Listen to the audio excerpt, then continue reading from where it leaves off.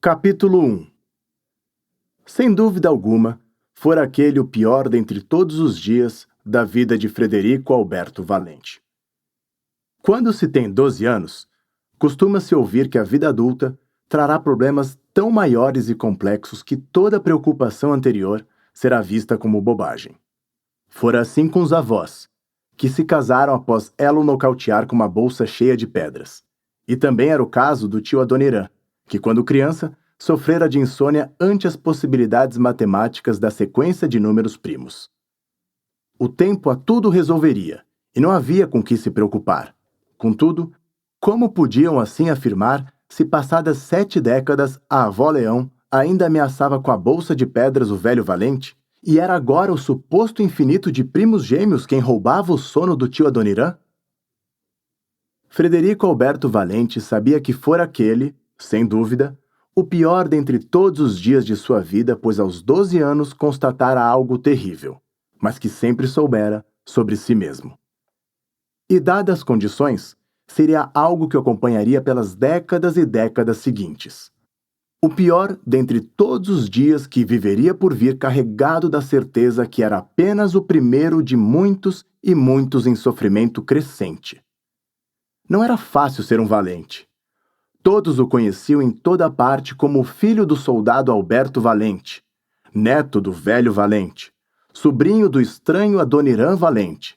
Davam-lhe doces na padaria ou um refrigerante gratuito na lanchonete, com a recomendação de que desse um abraço no pessoal todo.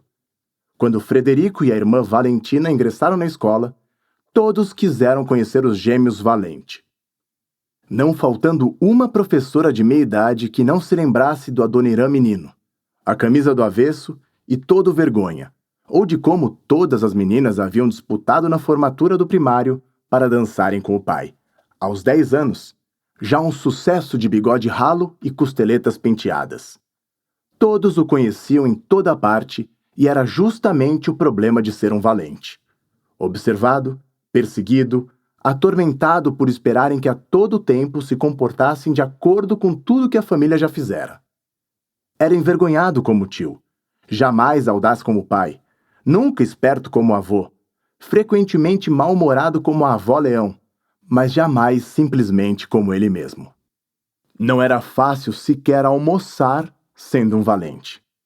As refeições da família Valente, do rápido café da manhã ao almoço de domingo, eram sempre acompanhadas de uma história cujo personagem principal era a própria família. Na verdade, Frederico Valente era incapaz de rememorar uma única refeição em que não escutara a narrativa na qual um valente demonstrara a mais pura e perfeita coragem. Lembrava-se até hoje do dia em que viu na televisão a cena de uma família comendo e escutando música, e o quão estranho aquilo pareceu. Até aquele dia, estava certo de que uma refeição normal envolvia uma história de coragem contada aos gritos por um parente, enquanto os demais aguardavam agoniados para recontar tudo em novos detalhes, não sendo raro escaparem restos de comida da boca do narrador.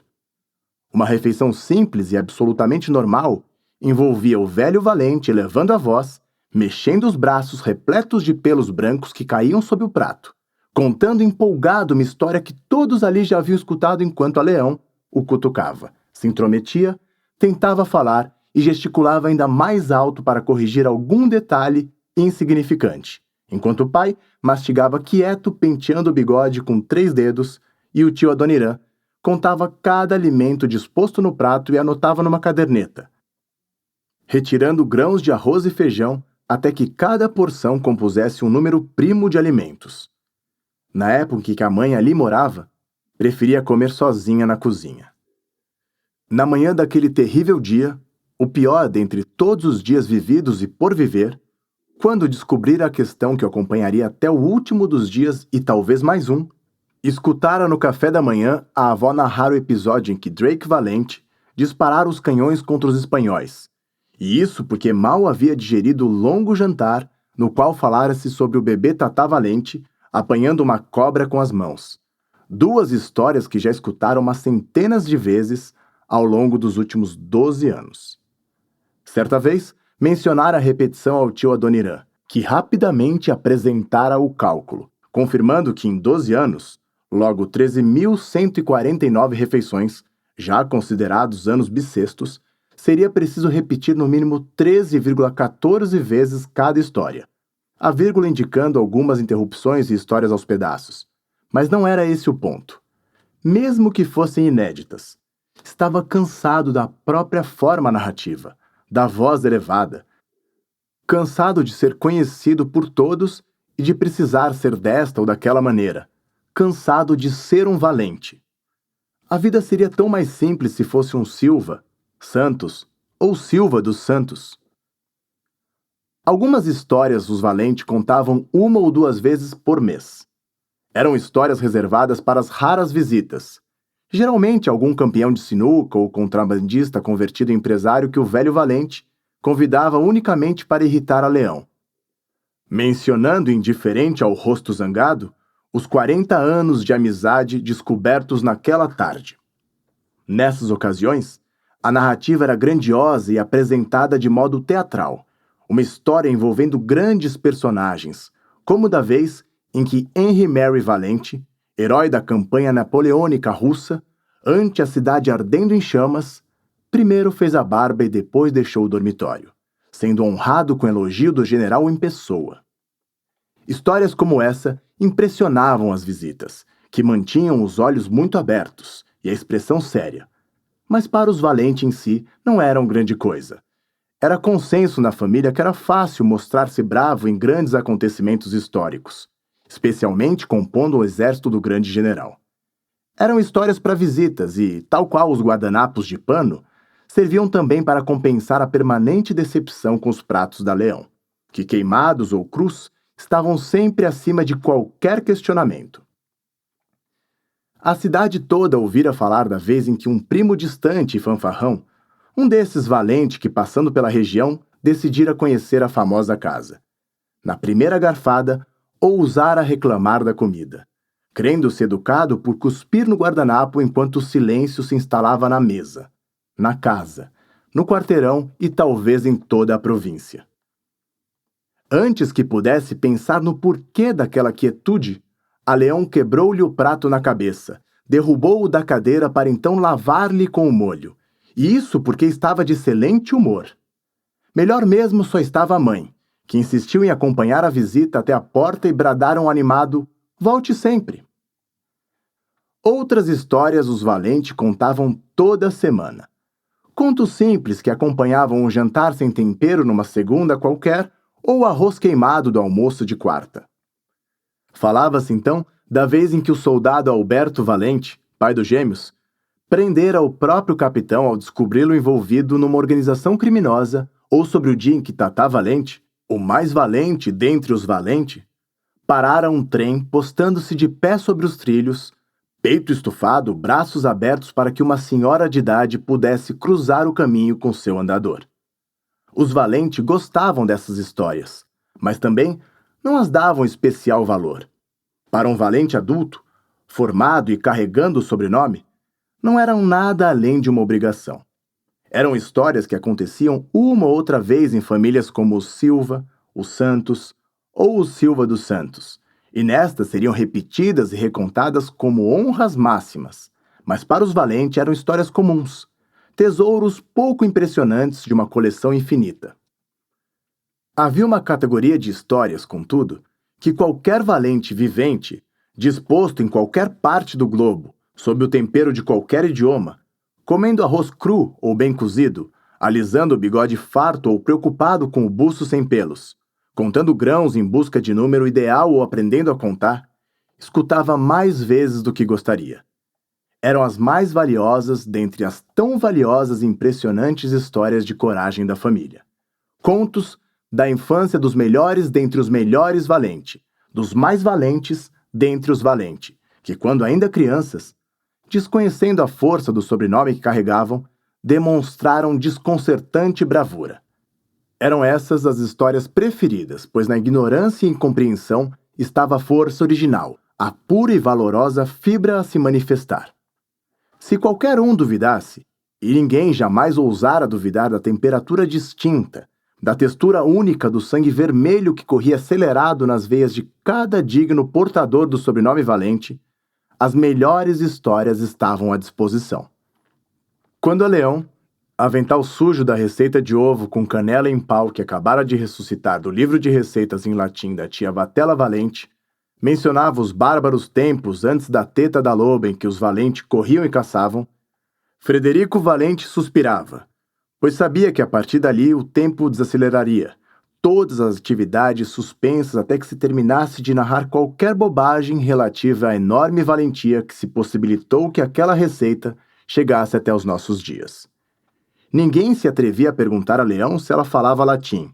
A mãe, certa vez, dissera que provavelmente nem se tratava de um livro de receitas, e que a Leão inventava desde os ingredientes até o tempo de cozimento. Mas os contos dos Valente importavam tanto que o velho Valente ansiava interromper. E após ser beliscado, a avó beliscava sem interromper a narrativa. Aguardava que a Leão terminasse para então apresentar os pontos de discordância, recontando tudo, alterando detalhes mínimos. Até antigos poemas sobre a família eram recitados, e alguns já começavam falando da Leão.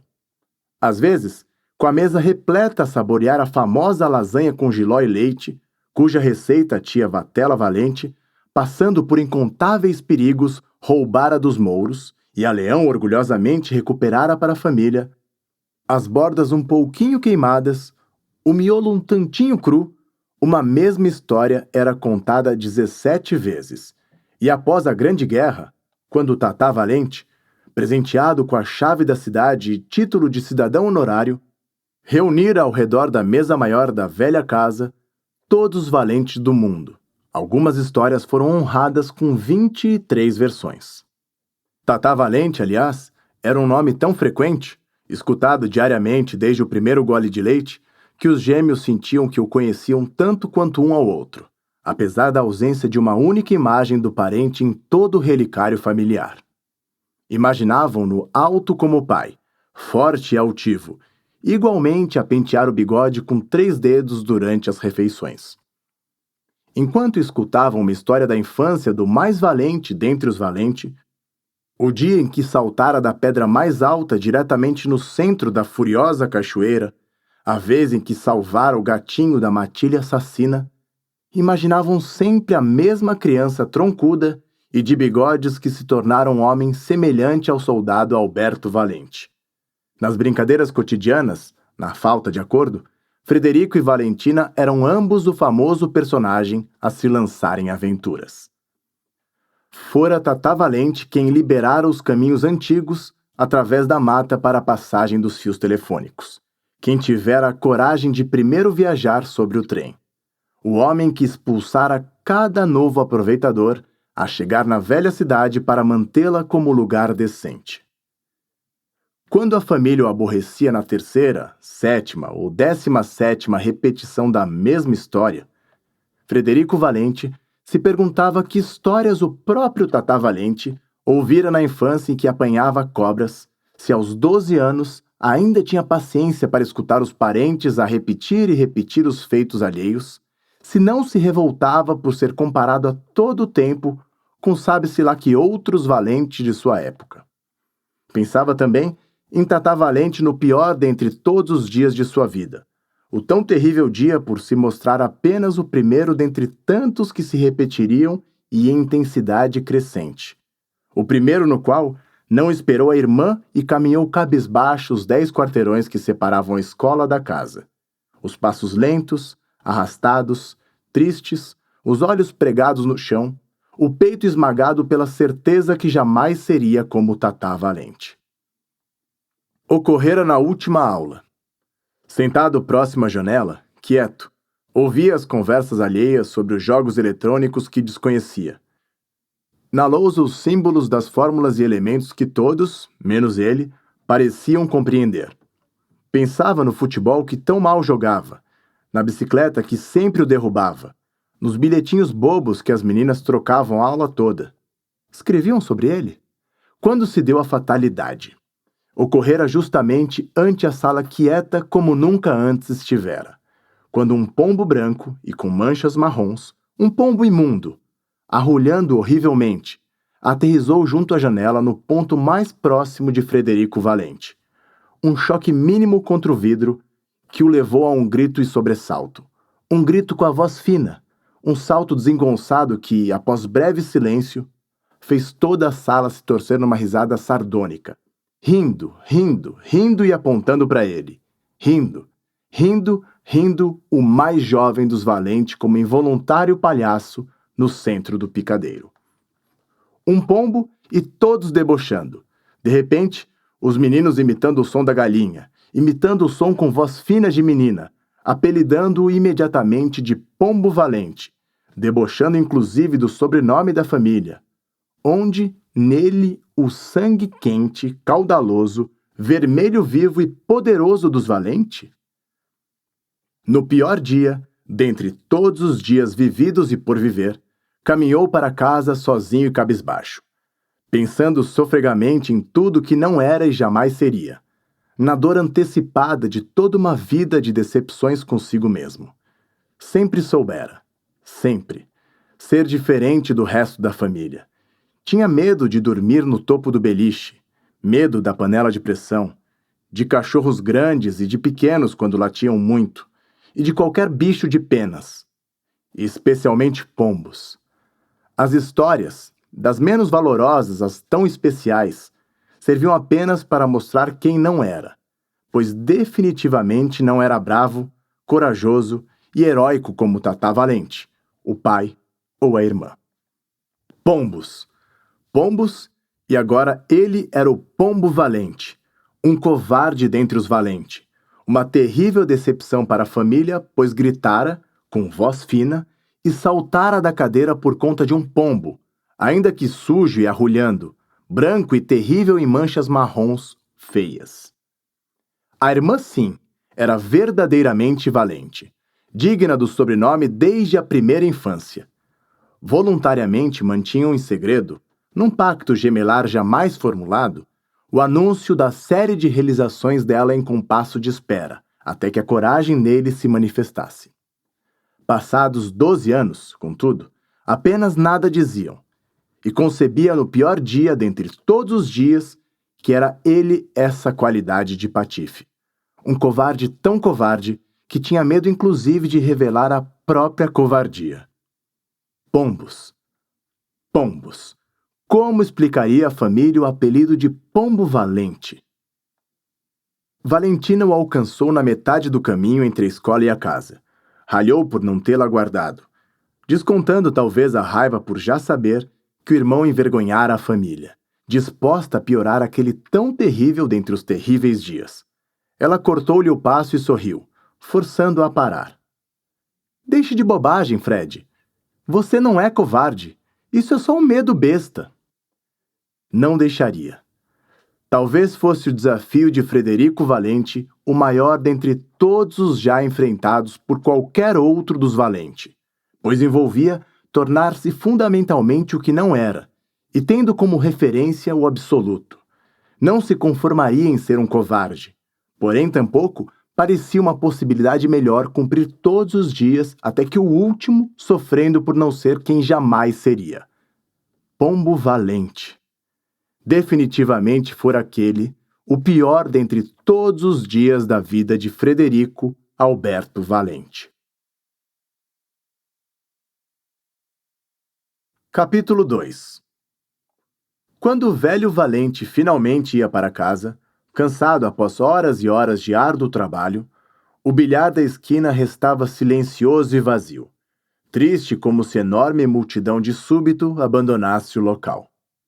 Recém-chegados, em busca de um pouco de paz, juravam nunca mais voltar. Um gole longo e sequer esperavam pelo troco. Porém, às vezes algum novato se divertia com o velho, deste dia em diante, elegendo a improvável sinuca como segundo lar. Chegava pouco depois do almoço, calibrava os músculos com um copo d'água bem gelada, e então, entre provocações, desafios e comentários em voz alta sobre tudo que não o dizia respeito, garantia renda suficiente para desprezar a previdência social.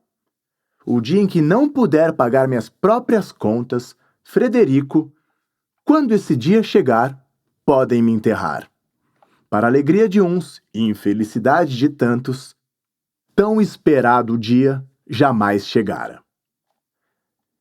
Em 50 anos jogando sinuca, a primeira vitória antes de aprender a ler Frederico, batendo os grandes com a metade de sua idade, não se contentava em embolsar as apostas que garantiam a feira. Quando o adversário se mostrava confiante, crente que bateria o famoso velho valente, deixava-o ganhar algumas vezes, aguentando provocações apenas para conseguir uma aposta alta, mas dispensava do pagamento qualquer um que deixasse os sapatos sobre a mesa. Não quero o dinheiro desses que não valem o que comem, Frederico, pois quanto vale um homem que volta descalço para casa para economizar uns trocados? A postura cansada do caminhar era compensada pelo ângulo perfeito com que se curvava um instante antes de acertar a bola branca. Os dedos que tremelicavam no barbear misteriosamente se firmavam em contato com o giz que temperava o taco. E todo dia provocava o dono da sinuca com a mesma piada sem graça, afirmando que, assim que as ações do bar estivessem em baixa, compraria a espelunca. Não se falava em bilhar na cidade sem se mencionar o velho valente, e não se falava no velho valente sem se mencionar os marinheiros ingleses que certa vez deixaram ordenado e botas sobre a mesa. O taco invertido empunhado da pouca altura e peso reduzido do avô como argumento final. Vence quem tem a fúria, Frederico. A figura do velho era tão marcante que quando finalmente voltava para casa, especialmente cedo nas noites de lua cheia, dizendo que nestas a Leão se tornava imprevisível, o bar restava melancólico e vazio, lar de pobres e calados covardes, como se todos os valentes do mundo tivessem subitamente partido, levando com eles a pouca coragem que ainda restava na terra. Nessas noites, discutiam a decisão do velho de jamais recusar um desafio. Debatiam se era fato que, enquanto existisse um bilhar encardido, seu nome seria lembrado. Concordavam num ponto. Deveria gastar parte do que lucrava com as apostas para reformar a casa no fim da rua. A Leão também ouvia comentários semelhantes. Aceitava agradecida quando o valoroso cavalheiro se oferecia para carregar as compras da feira, mas jamais oferecia ao bem-intencionado um convite para entrar. Formiga e bisbilhoteiro tem em todo lugar, dizia, mas os feirantes brincavam que, na verdade, ela tinha medo que a casa caísse na cabeça do visitante. Aparentemente, nunca esqueceriam o dia em que a vítima de um desabamento, resgatada pelo soldado Alberto Valente, machucada e sem os dentes, brincara não se conformar que a própria casa caíra antes da dos Valente. A casa era, de fato, tão antiga quanto a coragem.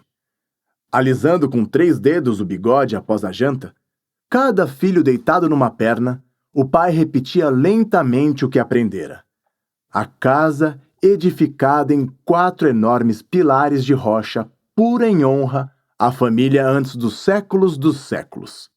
Lá estava, desde antes que os caminhos tivessem nomes ou os homens criassem galinhas. Havendo nascido, brincando e partido naqueles mesmos cômodos, cada um dos Valente, cujas histórias eram repetidas. E quando morriam, onde eram sepultados? Nas noites de chuva, toda a estrutura a ranger, o vento em uivos fantasmagóricos. A assustadora ideia atormentava Frederico Valente, obrigando-o a se refugiar na cama da irmã. Será que algum valente fora ali sepultado? Talvez no porão ou na área escura no fundo do terreno. Provavelmente debaixo da sua cama, Fred, mas durma agora. Se algum fantasma aparecer, pegamos o aspirador. A casa escondia tesouros, atiradeiras, estilingues e bolinhas de gude dos meninos que um dia os trocaram por mosquetes, baionetas e barris de pólvora. Frederico certa vez encontrara, descascando entediado uma parede úmida, desenhos a carvão traçados por Ninos Valente, o construtor, e a Leão contava com ares de revelação religiosa a vez em que parte do assoalho rangera, apresentando-a como destino o famoso e secreto livro de receitas da tia Vatela Valente, todo em latim. Armas do tempo dos conquistadores, bolas de canhão disparadas contra a casa e canhões enferrujados que da casa disparavam, toda a história da família dispersa por ali. Arreios para a captura de cavalos selvagens, o coração vazio do rei Ricardo e a cabeça mumificada do sucerano que prometera cobrir de ouro quem trouxesse até ele o valente que saqueava seus armazéns para distribuir grãos aos pobres. Pensando nos valentes que viriam, estes também enterravam novos tesouros a serem descobertos. O taco de sinuca com o qual o velho valente vencera e ameaçara os marinheiros ingleses, o vestido de casamento jamais usado pela Leão, problemas de lógica que o tio Adoniran relegava às fronteiras do pensamento matemático a serem desbravadas pelos valentes do futuro. Valentina enfiava rolinhos de papel numa fenda com as próprias histórias de coragem, não transmitidas para a família para não diminuir o irmão, registrando quando batera na meia dúzia de meninos broncos e brutos da rua de cima para garantir a justa repetição do pênalti perdido. O goleiro se adiantara. Ou quando capturara sozinha, com forquilha e saco de lona, uma cobra que deslizava pelo quintal. Antes do pior dia, dentre todos os dias da vida de Frederico Valente, era ele o melhor em encontrar tesouros. Estava sempre atento às fendas das paredes, pequenos buracos entre as pedras que normalmente revelavam armas, ossos, martelos, munições, armaduras e vestidos. Fora ele quem encontrara as sandálias de Paulo Valente, o homem que fora mais longe que tão longe apenas para comer macarrão.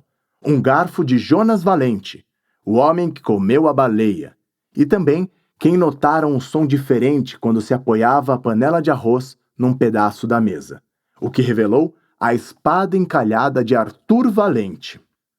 Contudo, após o dia mais triste e terrível dentre todos os dias de sua vida, o dia em que descobriu o que sempre soubera sobre si, desanimou em procurá-los. O que eles revelavam? Além de que Frederico não era um valente como os valentes, que jamais esconderia tesouros por não ter feitos a narrar? A partir daquele dia, cada feito e cada tesouro tornara-se fardo, e Frederico desinteressou-se definitivamente por eles. Que outros os escondessem, que outros os encontrassem. Facilitava o encontro dos tesouros a constante transformação da casa da família Valente. Apesar dos sólidos 4 enormes pilares de pedra maciça, a disposição interna era constantemente modificada, não decorrendo quarto de século sem que fosse completamente alterada. Conforme os valentes cresciam e deixavam a casa, ou voltavam em busca de refúgio e um prato de comida quente por apenas uma noite, conforme casavam ou declaravam guerra, seções inteiras mudavam de lugar. Os quadros que adornavam as paredes, presentes de artistas poupados da miséria pelo retrato da família, mostravam os ambientes da casa em disposição inimaginada. A mais recente alteração se dera justamente ante o nascimento dos gêmeos, quando o soldado Alberto Valente anunciou que se casaria, ignorando o tio Adoniran subitamente insone e a Leão à beira da morte, os valentes se mobilizaram. Moveram algumas paredes, construíram outras, eliminando a sala secreta de armas do tempo dos conquistadores, para inaugurar o par de quartos, diminuta sala e cozinha que os gêmeos conheciam como lar. Casa dentro da casa por exigência da mãe, que condicionara o casamento ao sonho da cozinha própria. Contavam que o tio Adoniran estranhou tanto a falta do irmão no quarto, com a farda e os coturnos fedidos de soldado a empestear o ambiente, com um ronco profundo até as primeiras horas da manhã, que simplesmente não conseguia dormir. Vagava pálido pela casa, perdendo peso, as calças a cair, às vezes se esgueirando entre os corredores no meio da noite para adormecer aos pés da cama do jovem casal. Só voltou a dormir ante a instalação de um pequeno aspirador, que em corrente alternada ligava e desligava por toda a noite, simulando o ronco do irmão. A Leão adotou cachecol e gorro, atacada por frio absoluto apesar da época do ano. A voz convertida num murmúrio inaudível, queixando-se de dores que eram indiscutíveis sinais dos poucos dias de vida que lhe restavam. Quando descobriu que a nova esposa jamais ligava o fogão, alimentando o filho com congelados, despertou milagrosamente curada. Tal qual as histórias da família, repetidas para cada valente durante cada refeição, a casa era verdadeiro patrimônio familiar, o que definia cada valente, onde cada um se encontrava, dos famosos valente personagens das grandes histórias, aos anônimos comprometidos a visitá-la ao menos uma vez na vida. Já fora cercada e incendiada por invasores estrangeiros, transformada em forte militar, alvo das balas de canhão, mas nunca tão ameaçada quando entrou no mapa da especulação imobiliária. O bairro lentamente se transformava, prédios substituindo casas e parques sendo reduzidos pela metade para dar lugar a condomínios. Numa reunião qualquer, diante de uma maquete, empreiteiros apontavam o que seria o mais novo, exclusivo e moderno condomínio da cidade, com piscina térmica instalada exatamente sobre a casa da família Valente. Primeiro, os corretores tentavam uma oferta direta. Apresentavam-se com os melhores sorrisos num domingo de manhã, apertavam a mão do velho Valente e entregavam um cheque, já preenchido, que a Leão rasgou sem olhar. As estratégias então se multiplicaram. Toda manhã, aguardavam os gêmeos na porta da escola, sorrindo e perguntando se não estariam mais felizes naquela hora, numa piscina quentinha. Encontraram o soldado Alberto Valente na companhia e apresentaram coloridos e detalhados gráficos. Neles, o número de ataques à casa de policiais na região e o plano de segurança do residencial. No bar, onde o velho Valente jogava bilhar, os corretores colaram cartazes que exibiam o salão de jogos do condomínio. E na feira, a Leão passou a receber a diligente ajuda de um estagiário de sorriso farto e cabelo bem penteado. Os Valente se divertiam com as estratégias dos corretores, aproveitando-se delas principalmente por terem certeza que jamais venderiam a casa. Pediam favores absurdos aos corretores, que corriam providenciar e negociavam valores exorbitantes sem a menor intenção de aceitar qualquer oferta. Um dia, todos os corretores sumiram e os Valente imaginaram que tinham desistido. Sentiram falta. Quem agora falaria da piscina quentinha, prepararia o taco com giz novo e carregaria as compras? Até que chegou a notificação, acompanhada do aviso de despejo. Tio Adoniran vendera a casa.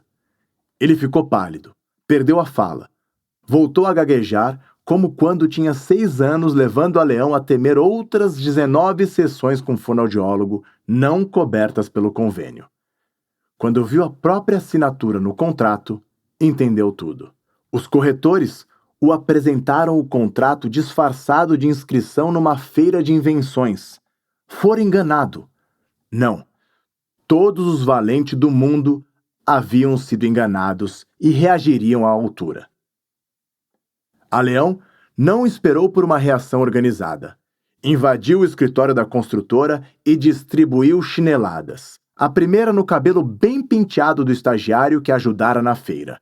As 15 últimas no presidente da companhia, que com os braços marcados pelas tiras de borracha, afirmou que faria questão de começar o empreendimento derrubando a maloca. O soldado Alberto Valente agiu com moderação. Acompanhado apenas da própria hombridade, procurou o presidente, acreditando que conversando de homem para homem resolveria a situação. Mas após aguardar por 3 horas, recebeu da secretária um pedido de desculpas e a intenção de nova reunião para dali a 1 semana. Após 3 horas. Outros Valente escutaram sobre o caso e a situação se complicara. O telefone tocando sem parar. Ora alguém acusando o tio Adoniran de trair a família por 31 dinheiros. Ora um advogado afirmando que um valente distante destruíra patrimônio da incorporadora e o custo do ato terrorista seria subtraído do valor da venda. Coube ao velho valente solucionar a questão. Passou 2 dias fora de casa, procurando antigos colegas, rapazes que o velho ensinara a paquerar, a fazer ligação direta nos carros alheios ou a quem recitara o tônico que fazia a barba finalmente crescer. Nos meninos que protegera das brigas na saída do cinema, nos rapazolas de pernas finas e sem pelos que ensinara a tossir com vontade bastante para escapar do alistamento militar, encontrava empresários bem-sucedidos, políticos importantes e advogados com fama de imbatíveis. Voltou para casa com uma pilha de papéis e mandou que o tio Adoniran assinasse cada um com letra diferente, destruindo-lhe em seguida a carteira de identidade. A confusão jurídica fora instalada. Segundo os documentos, tio Adoniran vendera a casa simultaneamente para 6 construtoras diferentes, e inclusive fundara ele mesmo a própria construtora, para quem também vendera a casa, no que se julgou um surto de empreendedorismo. Segundo contaram, quando o presidente da incorporadora percebeu a manobra, cuspiu o café com tanta vontade que inutilizou o terno do advogado portador da má notícia. O custo jurídico inviabilizaria a construção do residencial. Jogando o bilhar devagarzinho, o velho consolidava a vitória. Sem muito interesse, como se não o dissesse respeito, contava para cada um que enfrentava um detalhe do imbróglio jurídico, cochichando justamente para que todos se interessassem, pedindo com seriedade ao ouvinte que guardasse em segredo justamente para espalhar a notícia. Em poucos dias, toda a cidade conhecia e comentava o problema judicial, tecnicamente um processo que correria em segredo de justiça, levando a incorporadora a uma enxurrada de pedidos de cancelamento, novos processos, cláusulas questionadas, cheques sustados e contratos rasgados. Enquanto a construtora se esfacelava, a casa da família Valente seguia firmemente instalada, tão antiga quanto a coragem. Capítulo 3. Sem que houvesse uma aposta envolvida, jamais o velho Valente iniciava uma partida de bilhar. Batia a bola sozinho em treinamento desnecessário por toda a tarde, ou propunha a um velho conhecido 37 partidas, tendo como prêmio uma caixinha de fósforos. Mas jamais empunhava o taco, oferecendo uma exibição de toda a sua habilidade, sem algo a ganhar. Era o famoso velho Valente, que retera o ordenado dos marinheiros ingleses e ensinara aos piores malandros o que de fato era a malandragem. Se com ele quisessem jogar, que algo oferecessem. E naquele bar só se jogava contra o velho Valente e naquela cidade só se jogava profissionalmente naquele bar. O dinheiro ganho com as apostas, o velho carregava embolado nos bolsos, as notas rasgadas e amassadas distribuídas em tantas roupas quanto o avô tinha. Os demais prêmios acumulava na parte escura do quintal, colecionando em diferentes reclamações caixas de fósforos nunca riscados, garrafões de pinga nunca degustados, latas lacradas de amendoim torrado e a centena de botas deixadas por diferentes adversários. A maior conquista, um sítio que ganhou após vencer o mundialmente famoso campeão de chapéu. Visitava apenas na época das grandes chuvas, quando as impossíveis estradas de acesso enchiam-se de pedras. Os caminhos se tornavam lamaçais e até as grandes máquinas agrícolas enguiçavam. Tirava da garagem o pequeno carro de rodas brancas e motor traseiro, removia com cuidado a capa mágica japonesa que preservava a pintura, ajeitava as provisões no porta-malas dianteiro, os netos gêmeos entre malas no banco traseiro, a Leão ao seu lado com o mapa que não consultaria e partiam a enfrentar a estrada.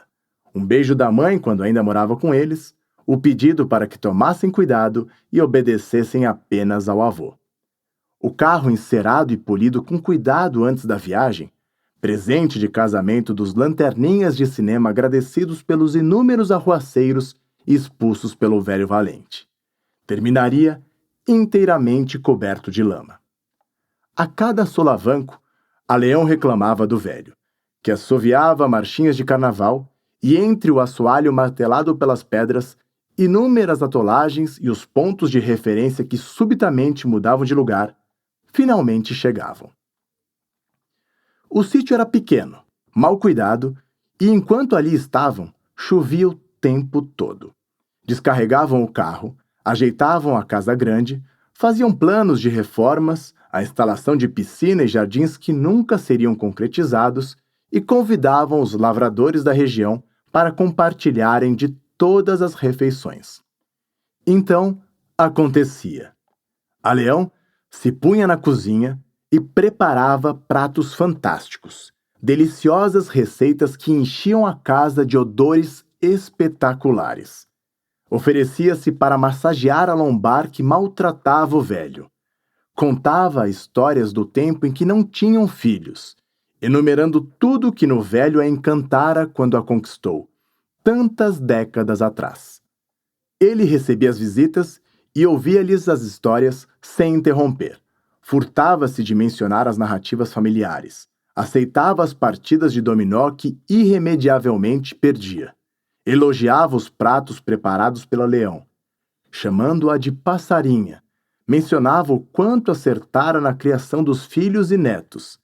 Beijava-lhe as mãos e se oferecia para lavar a louça, tão naturalmente que o casamento parecia mesmo aquele ritual delicado. Passeios de mãos dadas pelas lavouras arrasadas, carinhos e beijos furtados no celeiro abandonado. Frederico e Valentina contemplavam aquele ritual extasiados, próximos a todo instante para terem a certeza de que não se tratava de um sonho. Tão estupefatos que evitavam mencionar o assombro pelo receio que o encanto se quebrasse. As visitas repetiam o cardápio tantas vezes quanto possível. Iniciavam elogios dispensados pelo avô. Insistiam para que após a refeição, o dominó e todas as histórias do Silva, dos Santos ou dos Silvas dos Santos, o velho contasse afinal uma história dos valentes. A fama o precedia, que deixasse a modéstia de lado e compartilhasse ao menos uma. Capitulava, humildemente vencido, um toque discreto da esposa no antebraço autorizando-o. Iniciava então de pé, a voz discreta envolvendo a todos, e escolhia justamente uma história de covardia da família Valente. Esperamos que você tenha gostado desta prévia. Para continuar ouvindo este audiolivro no Google Play Livros, use o link na descrição do vídeo.